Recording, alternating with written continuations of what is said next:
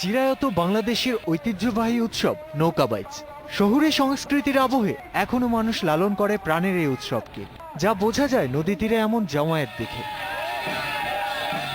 দূর দূরান্ত থেকে রং বেরঙের নৌকা আর বাহারি মাঝিদের এক জায়গায় করেছে বাংলাদেশ রোয়িং ফেডারেশন। নদীর বুকে মাঝি মাল্লাদের বৈঠার উঠানামা উদ্বেলিত করেছে নদী তীরের দর্শকদের। নৌকাবাজ তো এটা হলো আমাদের বাংলাদেশের ঐতিহ্য। আমি আসলে সর্বপ্রথম এখানে আসা, তো অনেক সুন্দর লেগেছে, অনেক ভালো লেগেছে এবং ঐতিহ্য এই খেলাটা যেন, এই নৌকাবাজটা যেন সবসময় অব্যাহত থাকে আমাদেরকে আনন্দ দেওয়ার জন্য। গ্রাম বাংলার এই উৎসবে সামিল হয়েছিলেন বিশিষ্ট জনেরাও। আয়োজকরাও প্রতিশ্রুতি দিয়েছেন এই উৎসবকে টিকিয়ে রাখার ব্যবস্থা করতে।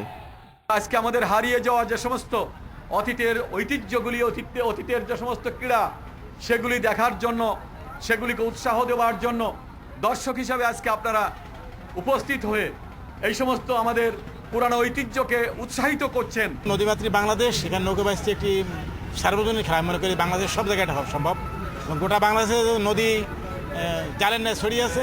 এখানে নৌকাবাইজটি সবচাইতে জনপ্রিয় খেলা। প্রায় ৩,০০০ প্রতিযোগীর এই আয়োজনে বেশিরভাগ শিরোপাই ঘরে তুলেছে শ্রীনগর, মুন্সিগঞ্জ ও গোপালগঞ্জ জেলা। তৌফিক ইমদাদ, ইন্ডিপেন্ডেন্ট নিউজ।